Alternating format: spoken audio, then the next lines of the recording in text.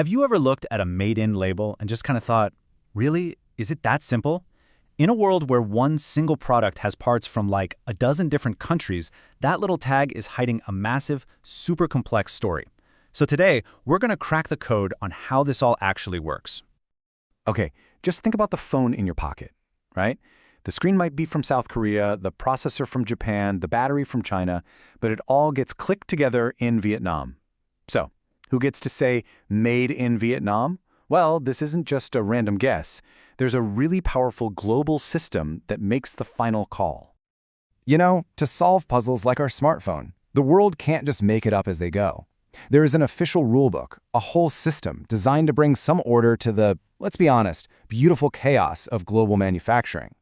And they're called the Rules of Origin, or ROO for short. Now, this definition from the World Customs Organization might look a little dense, but it's simple. These are the specific rules a country uses to figure out where a product officially comes from. And let's be super clear here. This isn't just a suggestion. It is a standardized legal framework that everybody has to follow. And here is the absolute key.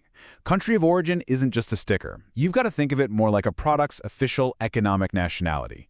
And just like your passport, that nationality has huge consequences for taxes, for trade policy, and for how we even measure the entire global economy.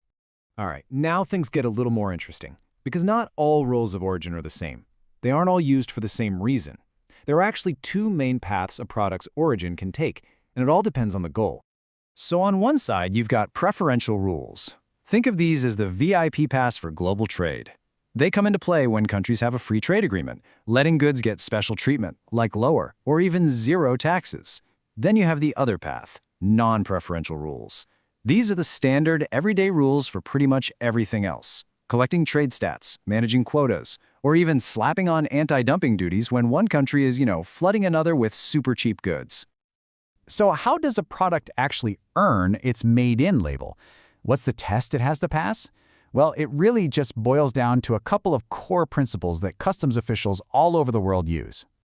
It's basically a two-step check. First, they ask, is the product wholly obtained?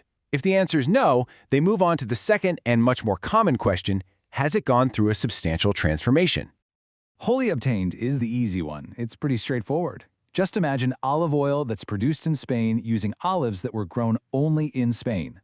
The olives, the pressing, the bottling, it's all Spanish. That product is wholly obtained in Spain. Simple as that. But let's be real, most things we buy today are not like that Spanish olive oil. They're more like our smartphone, with bits and pieces from all over. And this is where that idea of substantial transformation becomes absolutely critical. So, how do you prove something was substantially transformed? Well, customs officials kind of become detectives, and they look for clues in one of three main ways. First, did the process change the product's official tariff code?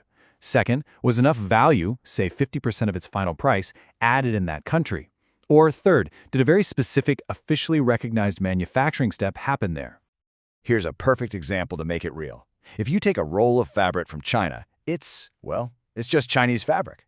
But if you take that same fabric to Vietnam, and then you cut it and sew it into a t-shirt, bam! You have fundamentally changed its character.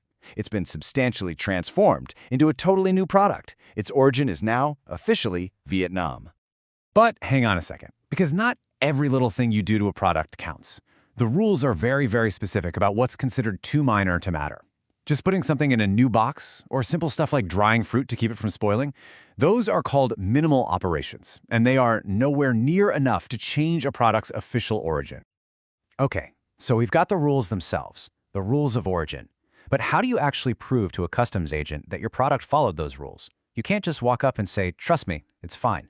That's where the paperwork comes in. Let's make this super, super simple. The rules of origin, the ROO, those are the rules of the game. The certificate of origin, the COO, that's the document. It's like the product's passport that proves you actually followed the rules. One sets the standard, the other shows you met it. So formally, a certificate of origin is a specific document usually issued by something like a chamber of commerce. It officially certifies that the goods in that particular shipment really do come from that specific country. It's the proof you need. And here you can just see it all laid out, side by side. The ROO is the abstract rule, like the change of tariff heading requirement we mentioned. But the COO, that's the actual physical piece of paper that a customs officer holds, the one that says Origin Vietnam. One decides, the other declares. Okay, I know we've gotten into some technical stuff, but why does any of this really matter in the real world? Well, the impact of these rules is massive. It literally shapes our global economy every single day. In fact, we can pretty much boil it down to 5 key ways that knowing a product's origin is absolutely essential. First, and this is the big one for businesses, it decides if your goods get those special preferential tax rates. Second, it's a huge political tool. It lets governments use things like anti-dumping duties against specific countries. It's also vital for getting accurate statistics because you can't manage what you can't measure, for making sure made-in labels are correct for us as consumers, and even for government rules that say they have to buy domestic products. So let's bring it all the way back to our original mystery, the smartphone.